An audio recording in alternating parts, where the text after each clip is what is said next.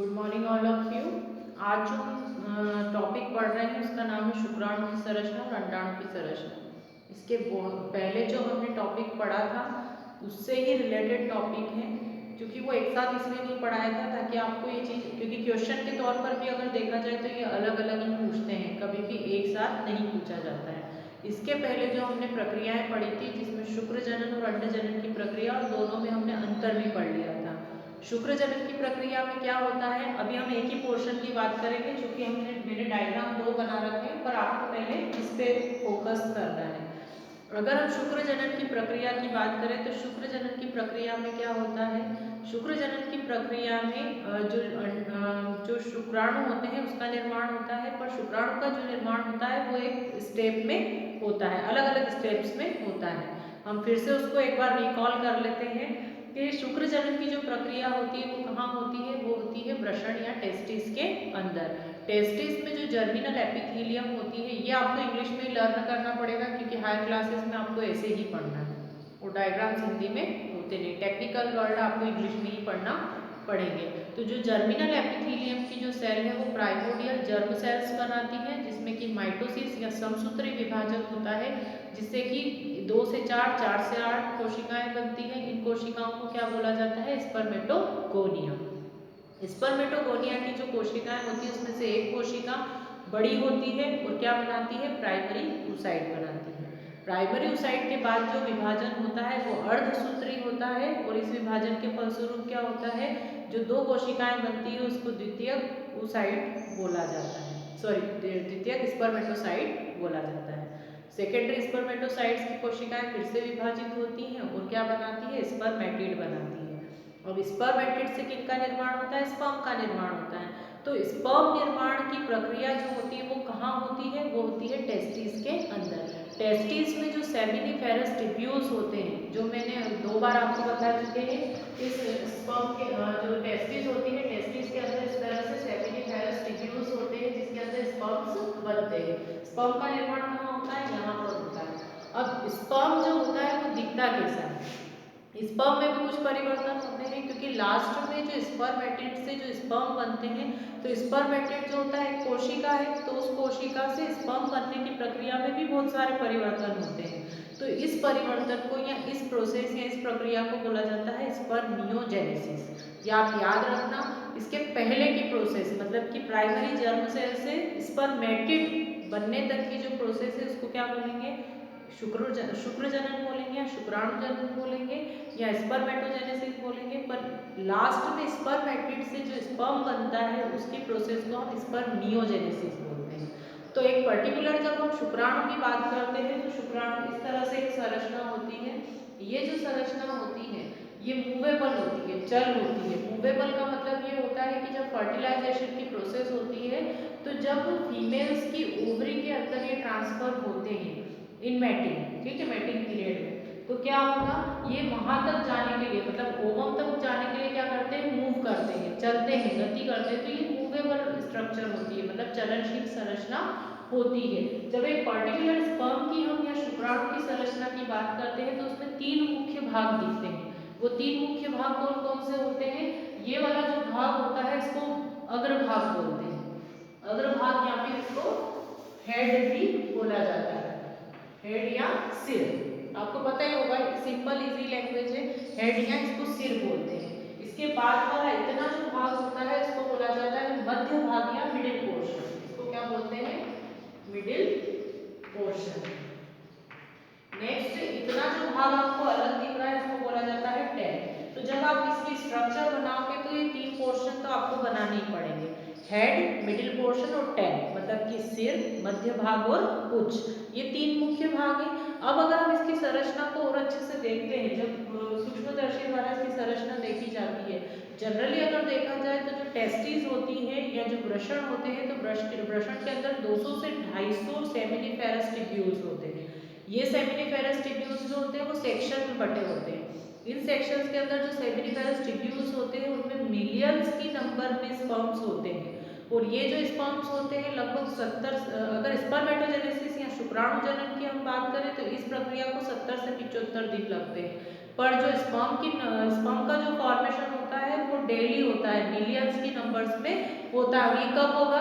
ये होता है जब एक तरह से देखा जाए तो जब मैच्योरिटी आती है, मतलब आफ्टर 12 और 13 की एज के बाद क्या होता है, आफ्टर 12 और 13 की एज के बाद जब मैच्योरेशन आता है तो गोनेडोट्रोपिक हार्मोन स्रावित होने लगते हैं, और ये गोनेडोट्रोपिक हार्मोन क्या करते हैं, स्पर्म फॉर्मेशन को प्रेरित करते हैं। उसके द्वारा क्या होता है, स्पर्म का फॉर्मेशन होता है। मेल्स में कौन सा हार्मोन सीक्रेट होता है? पुरुषों में एंड्रोजन हार्मोन सीक्रेट होता है, फीमेल्स में एस्ट्रोजन हार्मोन सीक्रेट होता है, तो तभी ये प्रक्रिया होगी, अदरवाइज नहीं होगी। अब ऐसे मेल्स भी होते हैं जिनमें कि इस तरह से प्रक्रिया नहीं होती, उनमें हार्मोन का रिसाव नहीं होता है, तो फिर वो ना मेल्स की कैटेगरी में आते हो ना ही वो फीमेल की कैटेगरी में आते हैं। तो अब हम बात करते हैं एक पर्टिकुलर स्पर्म की जब संरचना हम पढ़ते हैं, अभी हम सिर्फ संरचना की बात कर रहे हैं, इसका प्रोसेस की बात नहीं कर रहे कि इसका निर्माण कैसे होगा। अभी हम इसकी संरचना देखेंगे ताकि आपको याद हो जाए। इसका सबसे अग्र भाग जो होता है उसको एक्रोसोमल पार्ट बोलते हैं। एक्रोसोमल जो भाग होता है उसके अंदर गोल्गी बॉडी होती है, ये जो गोल संरचना दिख रही है इसको क्या बोला जाता है, गोल्गी बॉडी बोला जाता है। और इसके बाद वाला जो भाग होता है, इसी हेड वाले भाग में इसका केंद्रक होता है। ये जो पूरा भाग होता है इसको क्या बोला जाता है, न्यूक्लियस या केंद्रक। केंद्रक के नीचे एक उभार पाया जाता है जिसको प्रोक्सिमल सेंट्रियोल बोलते हैं। अब ये जो नाम आ रहे हैं, अगर आपने जंतु कोशिका का अगर चित्र या जंतु कोशिका के बारे में पढ़ा है तो ये समझ में आ जाएगा, क्योंकि ये सब उसी के ही भाग है ना। ये जो लंबी वाली जो संरचना होती है इसको डिस्टल सेंट्रियोल बोलते हैं। प्रॉक्सिमल का मतलब होता है निकटस्थ और डिस्टल का मतलब होता है दूरस्थ। मैं हिंदी में भी बता देती हूँ आपको, सेंट्रियोल तो सेंट्रियोल ही होता है, इसको तारककाय भी बोलते हैं हिंदी में। और ये जो पोर्शन जो आपको घुमा हुआ दिख रहा है इसको माइटोकॉन्ड्रिया बोलते हैं। माइटोकॉन्ड्रिया आप सभी को पता ही होगा। ये जो रॉड शेप में स्ट्रक्चर होती है इसको एक्सियल फिलामेंट भी बोलते हैं। एक्सियल फिलामेंट का मतलब होता है तंतु, फिलामेंट मतलब तंतु, एक्सियल मतलब कि सीधा, ठीक है। उसके बाद ये जो पोर्शन होता है इसको रिंग सेंट्रियोल बोलते हैं। मतलब इसमें सेंट्रियोल जो होते हैं वो 3 टाइप के होते हैं, प्रॉक्सिमल सेंट्रियोल, डिस्टल सेंट्रियोल और रिंग सेंट्रियोल। और नीचे की तरफ होता है थिक फाइबर जो कि टेल का फॉर्मेशन करता है। इन सभी के अलग अलग वर्क है। वर्क भी मैं आपको बता देती हूँ कि जो अग्रभाग होता है इसमें जो एक्रोसोम होता है, एक्रोसोम का क्या काम होता है, एक्रोसोम का काम होता है अंडाणु की जो झिल्ली होती है, ये जो झिल्ली होती है इसको भेदने का काम होता है, इसलिए मैंने इसको पास में बनाया ताकि आपको समझ में आ जाए। तो अंडाणु जो होता है वो क्या करता है, अंडाणु की जो भित्ति होती है उसको भेदने का काम कौन करता है, एक्रोसोम करता है। ये होता है इसका न्यूक्लियस। तो जब फर्टिलाइजेशन की प्रोसेस होती है तो शुक्राणु का सारा भाग बाहर रह जाता है, सिर्फ कौन अंदर जाता है, न्यूक्लियस। यहाँ पर ये मैंने दिखाया भी है, शो भी किया है कि ये जो शुक्राणु है इसके सारे भाग बाहर रह जाते हैं, और ये जो इसके अंदर केंद्र है वही कहाँ जाता है, अंदर जाता है। यहाँ पर प्रॉक्सिमल, डिस्टल और जो ये ट्यूब्यूल्स होते हैं इनका काम होता है इसको एनर्जी या न्यूट्रिशन प्रोवाइड करना। उसके बाद माइटोकॉन्ड्रिया, माइटोकॉन्ड्रिया एनर्जी प्रोवाइड करता है। सबको पता है कि इसमें जो एनर्जी होती है या जो ऊर्जा होती है वो एटीपी के फॉर्म में होती है, तो ये क्या करती है, इसको ऊर्जा प्रोवाइड करती है। तो इसके बाद एक्सियल फिलामेंट, फिलामेंट जो होता है इसको टेल, टेल का क्या काम होता है, टेल का काम होता है कि स्पर्म को मूव करना, क्योंकि स्पर्म जो होता है जब फीमेल्स की ओवरी में ट्रांसफर होता है या उसके यूटेरस में जब ट्रांसफर होता है तो उसके ट्रांसफर होने के बाद इसको बहुत तेजी से मूव करना होता है।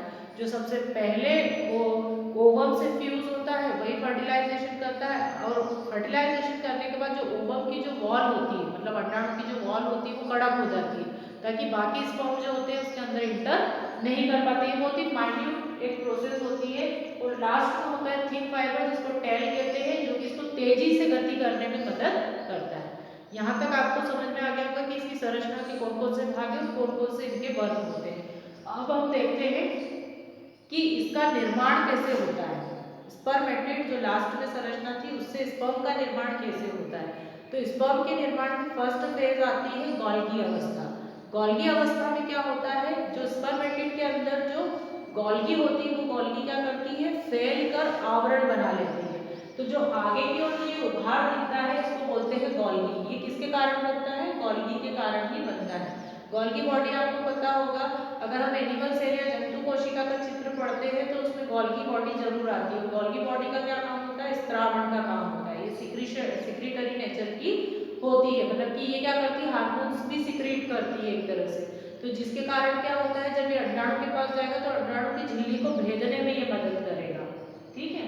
दूसरा होता है एक्रोसोम। एक्रोसोम का भी काम होता है पेनिट्रेट करने का, मतलब कि जब ये अंडाणु के पास जाएगा तो उस झिल्ली को भेजने में मदद करता है। फिर आता है न्यूक्लियस। इसमें जो न्यूक्लियस होता है, जब शुक्राणु परिपक्व हो जाता है तो परिपक्व अवस्था में इसका न्यूक्लियस जो होता है फैला हुआ दिखेगा। पूरी तरीके से एक जाल जैसा स्ट्रक्चर होता है जिसमें बहुत सारी चीजें होती है, जैसे आरएनए होते हैं, न्यूक्लियोप्लाज्म होता है, लिक्विड भरा होता है ना। तो ये वाला जो पोर्शन होता है केवल ये ही आगे ट्रांसफर होता है, बाकी सब नीचे ही रह जाते हैं। इसमें जो सेंट्रियोल होते हैं वो 3 पार्ट्स में डिवाइड हो जाता है, प्रॉक्सिमल सेंट्रियोल, डिस्टल सेंट्रियोल और रिंग सेंट्रियोल। ये 3 टाइप्स में डिवाइड होता है। माइटोकॉन्ड्रिया जो होते हैं, माइटोकॉन्ड्रिया भी इसमें कैसे होते हैं, फीते जैसे, मतलब रिबन जैसे स्ट्रक्चर बनाते हैं घूमी हुई, जो कि इसको एनर्जी प्रोवाइड करते हैं। इसकी टेल को क्या चाहिए होती है, गति करने के लिए बहुत ज्यादा एनर्जी चाहिए होती है, तो उस एनर्जी को कौन प्रोवाइड करता है, माइटोकॉन्ड्रिया प्रोवाइड करता है। और फाइबर आपको पता ही चल गया कि फाइबर जो होता है टेल वाला भाग होता है। इसके अलावा एक्सियल फिलामेंट भी जो होता है, एक्सियल मतलब कि तंतु, फिलामेंट मतलब होता है तंतु, तो ये भी इसको गति करने में मदद करते हैं। तो एग्जाम में जब ये क्वेश्चन आता है तो इसी तरह से आता है। इसमें कैप वाला पोर्शन भी होता है, मेरा कैप वाला पोर्शन, इसको कैप भी बोलते हैं, है ना।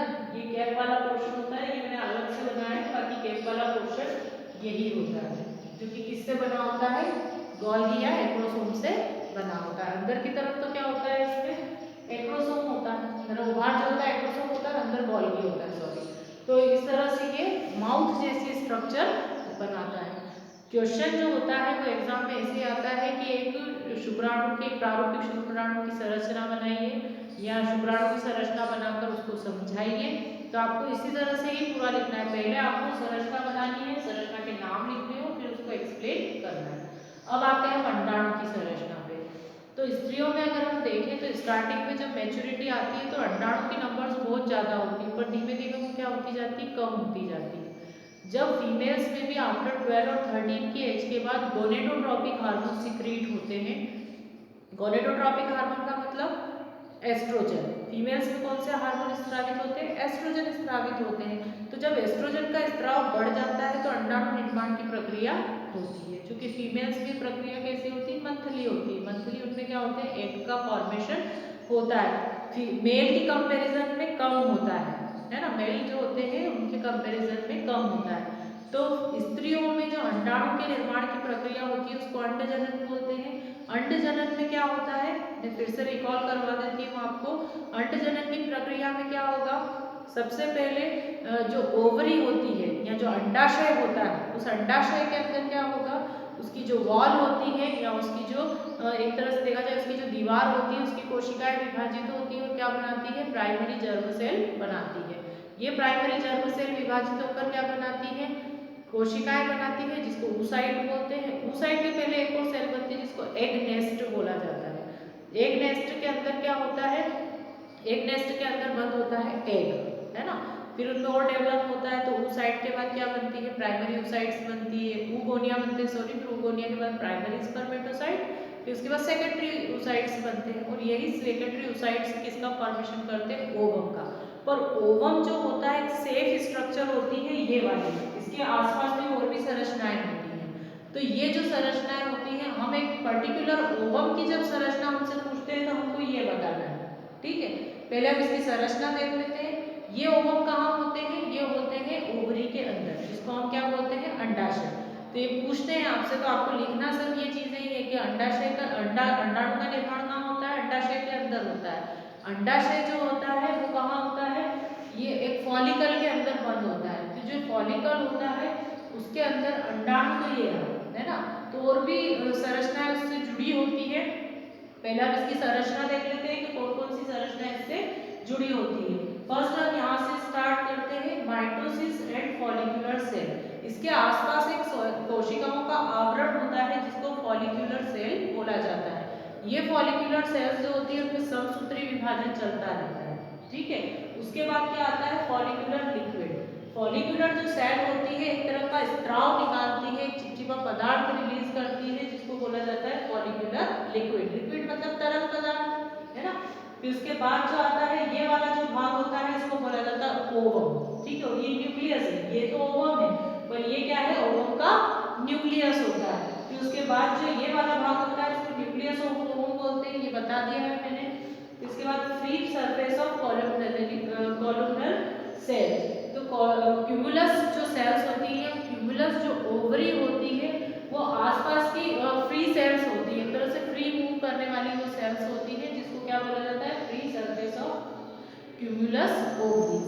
फिर आती है टू मोस्ट इंपॉर्टेंट लेयर, जो ओवरी या सॉरी जो ओवम होता है या जो अंडाणु होता है। तो अंडाणु में आपसे ये पूछते हैं कि अंडाणु की जो भित्ति होती है वो किन दो स्तरों से मिलकर बनी होती है। तो जो अंदर की स्तर होती है उसको बोला जाता है ज़ोना पेलुसिडा, और जो बाहर की स्तर होती है उसको बोला जाता है कोरोना रेडिएटा। ये दो मोस्ट इंपॉर्टेंट लेयर होती है। जब कोरोना रेडिएटा स्तर की कोशिकाएं विभाजित होती हैं तो किसका निर्माण करती है, ज़ोना पेलुसिडा का। इसके अंदर ये केंद्रक बंद होता है। अब इसके बाद जो मैं टॉपिक पढ़ाऊंगी वो फर्टिलाइजेशन है, पर यहाँ पर आप इस डायग्राम से समझ सकते हैं कि जब स्पर्म जो होता है आफ्टर मैटिंग जब ओवम के पास जाता है तो क्या होगा, ये सबसे पहले इन्हीं मॉलिक्यूल्स को क्या करता है, तोड़ता है और अपना सारा पोर्शन बाहर छोड़ देता है, और इसका जो केंद्रक होता है वो कहाँ चला जाता है, ओवम के केंद्रक के पास, और उसको फ्यूज करता है। और अगर इसका फ्यूजन हो जाता है, अगर मान लीजिए मेटिंग होती है या फर्टिलाइजेशन होता है तो इसका फ्यूजन होता है, संयुग्मन होता है, तो आगे क्या बनेगा, जाइगोट बनेगा, है ना, युग्मनज बनेगा, युग्मनज से भ्रूण बनेगा और भ्रूण से फिर बच्चे का निर्माण होता है। और मान लीजिए ऐसा नहीं होता है तो क्या होगा, ये ओवम जो होता है अपने फॉलिकल से, ये फॉलिकुलर जो सेल है इससे